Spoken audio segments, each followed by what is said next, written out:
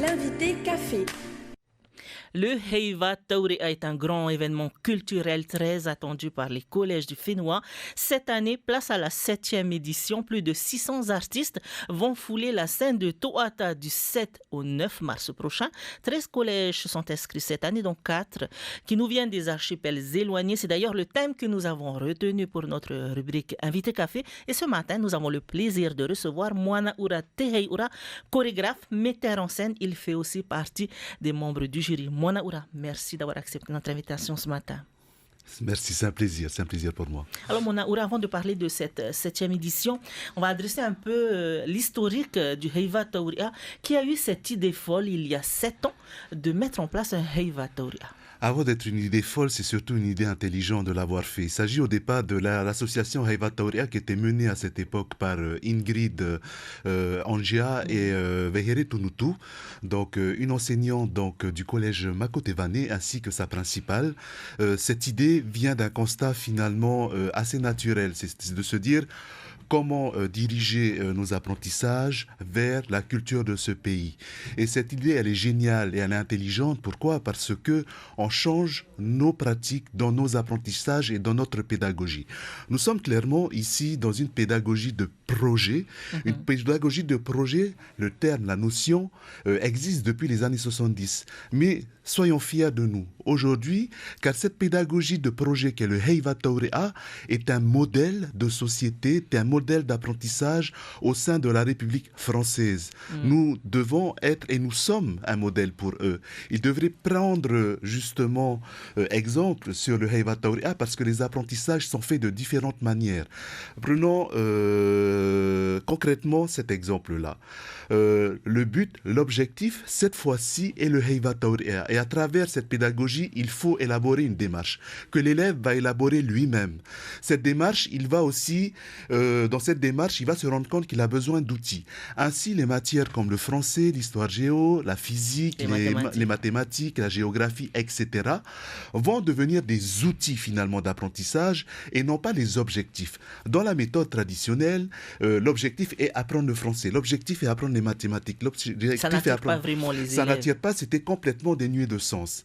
Là, on donne l'objectif du Heiva Taurea, de la culture. Et c'est pas le Heiva Taurea dans le sens de s'amuser, c'est le Heiva Taurea en tant que événement fédérateur pour un individu afin de se construire identitairement, afin de se construire socialement, afin de se construire aussi en tant que communauté. Et la communauté est importante dans notre pays. Et lorsqu'on regarde ce qui se passe en Europe, ce qui se passe en France, avec les problèmes identitaires qu'ils rencontrent, nous pouvons leur dire que le Heiva Taurea est un moyen justement de se construire en tant qu'élève à travers son identité et prendre tous les outils qui lui permettent de se construire, le français, l'histoire géo, les mathématiques, toutes ces matières, finalement, qui prennent sens à l'intérieur de cette construction d'individus, de cette construction communautaire et en tant que membre d'un peuple. Alors, un objectif principal également à travers cet événement, la lutte contre le décrochage scolaire, ce qui est merveilleux, Moanaura. Alors, c'est exactement le propos que je viens de tenir. C'est-à-dire que lorsque on parle de l'élève... Est-ce que les chiffres parlent d'eux-mêmes aujourd'hui ? Alors, il y a une étude qui a été menée au sein du collège Makotevane qui montre bien que grâce au Heiva Taurea, les chiffres se sont améliorés. Bien sûr, on n'a pas tout résolu, mais il y a une amélioration des chiffres sur le décrochage scolaire, sur l'absentéisme. Et encore mieux, Corinne, les parents reviennent à l'école, les parents s'intéressent à l'école. Pourquoi ? Parce que on parle d'un patrimoine commun, on parle de tradition, on parle de culture qui nous concerne. Et là, on se sent concerné par l'école. Lorsqu'on dit aux parents les mathématiques, les sciences physiques, la technologie, les sciences économiques, ils ne connaissent pas forcément tout ça, ils se sentent complètement étrangers à cela.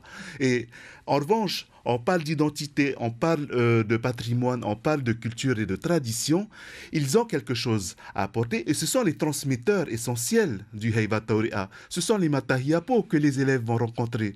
Et là, nous avons tout gagné parce que aussi nous allons résoudre à travers le Heiva Taurea ce qu'on appelle le fossé des générations et réconcilier les générations pour que se permette la transmission. Alors vous parlez de plusieurs matières qui sont sollicitées à travers ce grand événement culturel. C'est d'ailleurs un des points importants dans la grille de notation, Monaoura. Alors il faut savoir qu'effectivement le Heiva Taurea est avant tout une histoire de pédagogie, de dossier pédagogique. Comment la démarche va être montée, comment les élèves vont réfléchir à la démarche pédagogique pour arriver à la finalité. Finalement, le spectacle n'est que la finalité de ce projet. Le Heiva Taurea est la production d'un spectacle. Et c'est finalement ce volet-là qui va prendre le plus de place dans les fiches de notation. C'est pour ça qu'à l'intérieur du jury du Heiva Taurea, nous avons des enseignants et nous avons des personnes aussi qui ont une double casquette, enseignants et acteurs de la culture, et nous avons aussi des spécialistes uniquement de la culture. À travers donc les fiches de notation que nous avons élaborées, il y a l'audition qui sera notée, évidemment le thème à travers la qualité de l'écriture, son originalité, la démarche avec l'aspect institutionnel et en respectant effectivement l'institution qui régit les institutions officielles de l'éducation nationale, la didactique, la pédagogie et les pistes d'exploitation. Et on est aussi dans cette démarche de pédagogie active où les élèves sont en train de faire, sont en train de fabriquer. Et ça, c'est important aussi. Alors, Monaoura, cette année, 13 collèges et un établissement hors concours. À l'époque, lorsque le Heiva Taurea a été créé, il y avait combien de participants? On était à combien? Alors c'est ça qui est merveilleux parce qu'au départ, ce projet était bien sûr modeste avec une participation de 6 établissements scolaires. On l'appelait à l'époque le Heiva des collèges. Maintenant, c'est au-delà du Heiva des collèges puisque nous avons 13 établissements, alors pas forcément des collèges, mais on a surtout la fraternité chrétienne. Montrer aussi que le Heiva Taurea est dans cette ère de l'inclusion avec la fraternité chrétienne et des enfants à mobilité réduite qui viendront présenter hors concours une prestation d'orchestre. Et ça, c'est important de le souligner. On a aussi des sections comme les SECPA, les CJA qui sont venus l'année dernière. Et cette année encore, avec le collège d'Aroué, nous avons le CJA de Aroué qui se présentera. Et c'est montrer aussi que tous ces enfants sont accueillis au sein de ce grand projet qu'est le Heiva Taurea. Les îles éloignées sont également concernées cette année. 4 îles éloignées, dont 2, Tupuai et Taha'a, qui participeront pour la première fois. Comment est-ce que ça se passe pour le transport, pour la prise en charge de ces délégations? Alors, bien sûr, il faut grandement féliciter les îles parce que c'est moins évident que ceux de Tahiti. Évidemment, les îles doivent payer effectivement l'avion, ils doivent payer un puhapara, donc un lieu de résidence ici, plus les transports terrestres ici. Ils profitent notamment au fait de faire la visite de certains lieux de la capitale. Remercier par avance les subventions qui sont allouées par le ministère de l'Éducation, qui continue à aider l'ensemble des groupes, même les groupes de Tahiti, et qui financent une grande partie finalement du budget de l'ensemble des établissements scolaires. Donc le ministère a tenu à poursuivre encore ce soutien. Ça veut dire tout simplement que le ministère croit en ce projet. Et ça, c'est important d'avoir ce soutien-là. Ministère de l'Éducation et ministère aussi de la Culture, car l'événement se passe à Otta et est organisé depuis le début merveilleusement par les équipes de Tefare Tauhiti Nui. Donc merci aussi à eux et donc merci aussi au ministère de l'Éducation d'aider tout ça. Les groupes, alors je voyais par exemple dans les dossiers de Mopiti, on organise aussi des ventes, on organise des tamourés marathons, etc. Des levées de fonds. Et c'est apprendre aussi à nos gamins que tout n'est pas dû. Et que eux-mêmes, pour construire un projet, on a besoin malheureusement des sources de financement et il faut les trouver. Et ils se débrouillent et ils savent le faire. C'est ça qui est impressionnant aussi. Alors, plusieurs participants cette année, Monaoura. Est-ce que c'est comme au Heiva Tahiti où lors des auditions, il faut parler uniquement tahitien ou vous êtes plus tolérant avec le Heiva Taurea? Comment ça Alors, se passe? je veux apporter une petite nuance, même au Heiva, et Tahiti, le tahitien n'est pas obligatoire. D'accord. Deuxième chose, au Heiva Taurea, entre toi et moi, Corinne, on va se faire une petite confidence. Il y a des auditions qui sont meilleures qu'au Heiva et Tahiti.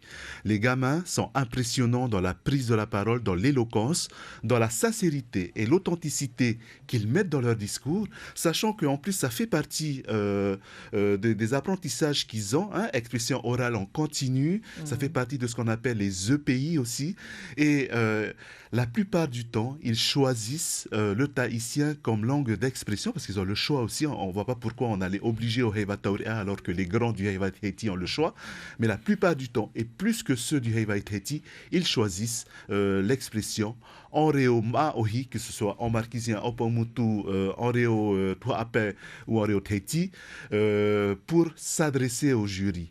Et les auditions sont d'une qualité très élevée. Une belle richesse pour notre culture Monaoura. Alors l'an dernier, c'est le collège de Taravo qui a remporté le Heiva Taurea avec son thème Apprendre, faire et transmettre pour exister. Cette année, vous attendez quoi des participants? On n'attend rien. En réalité, lorsque on regarde l'ensemble des thèmes, on voit qu'on a une jeunesse qui est sensible à sa terre, sensible à ce qui se passe autour de lui, sensible au peuple qui l'entoure et au monde qui l'entoure. Parce que le Heiva Taurea n'est pas un enfermement sur soi. C'est d'abord une consolidation de ce qui nous entoure, de notre environnement, de ce qu'il y a sous la terre et sur la terre, avant de pouvoir prendre sa pirogue et voguer vers l'extérieur. C'est ça le Heiva Taurea, avant tout. Et nos élèves sont sensibles à plein de choses. Ils sont sensibles aux phénomènes de société, ils sont sensibles aux hommages qu'ils peuvent rendre. Notamment cette année, un des collèges a décidé de rendre hommage à Haruhiro, et ça tombe bien, nous sommes dans la célébration des 80 ans d'Haruhiro cette année. Et on a aussi des questionnements, disons-le, et n'ayons pas peur des mots, philosophiques sur la terre au corps et sur la question d'identité. Alors, on ne va pas réfuter tout ça, puisque à chaque fois, on va se dire, mais on dit toujours la même chose. Mais oui, chaque génération doit s'approprier ces questionnements. On a aussi des légendes, évidemment, qui va permettre, comme à Mopiti, le retour, comme je disais tout à l'heure, vers les Matahiapo pour apprendre, pour être des éponges à absorber et pouvoir, à l'avenir, transmettre à son tour. D'accord. Alors, vous allez juger des collégiens. Quels sont les critères principaux, ça vous l'avez dit, sur lesquels chaque délégation devra vraiment faire attention? Alors, on a tendance, évidemment, lorsqu'on est nouveau, à négliger un peu le dossier pédagogique. Cependant, c'est l'aspect le plus important puisqu'il vaut plus de points que le spectacle. Hein. Les recommandations que nous avons données de manière générale à l'ensemble des établissements scolaires, c'était surtout de construire une équipe. Le souci parfois que l'on rencontre, et disons-le aujourd'hui, c'est que certains chefs d'établissement ne jouent pas le jeu, inscrits leur établissement scolaire au Heiva Taurea sans vraiment permettre un suivi nécessaire et un accompagnement nécessaire pour que les choses se fassent dans de bonnes conditions. On se retrouve avec des professeurs qui sont seuls à porter le projet, voire à deux simplement. Ce n'est pas possible. Il faudrait que ce soit un ensemble d'une équipe pédagogique qui mène le projet avec plusieurs profs de différentes disciplines, avec plusieurs membres du personnel, parce que il y a aussi une scission dans les établissements scolaires entre les membres du personnel par exemple les membres du personnel de nettoyage et les professeurs.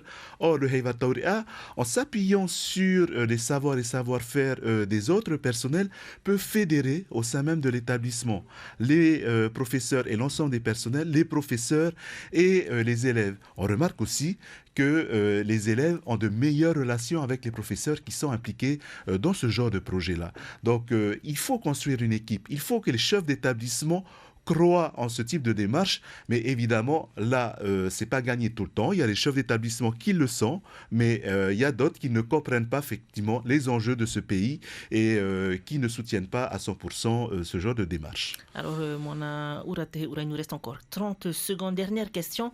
11 prix à répartir pour cette année. 11 prix à repartir cette année, c'était nécessaire. Hein. On va effectivement récompenser notamment le meilleur spectacle, sans faire attention au dossier pédagogique, le meilleur dossier pédagogique, et ensuite c'est l'addition donc de ces deux notes qui va donner le classement du Heiva Taurea, premier prix, deuxième prix, troisième prix. Des concours aussi individuels qui montent en puissance avec le concours de Rohiphe qui est important, avec des établissements qui viennent uniquement pour ce concours, parfois pour se lancer, et le concours bien sûr de meilleur Taurea Vhine et meilleur Taurea Tane, donc très prisé maintenant à l'heure actuelle, et nous aurons la lourde tâche avec l'ensemble des membres du jury présidé cette année par Hiriata Broderson de départager, de remettre, décerner ces prix-là. Et on donne rendez-vous bien sûr à la population à partir du 7 mars du côté de Toata. On arrive au terme de cette édition. Maururu et Monaura Teheura pour toutes ces informations concernant le Heiva Taurea qui va se dérouler la semaine prochaine à Toata. Les billets sont en vente à la Maison de la Culture. Monaura que vous retrouverez dans quelques instants en langue tahitienne avec Carlos Natwa. C'est la fin de cette édition. Merci à vous de l'avoir suivi. Belle journée. L'invité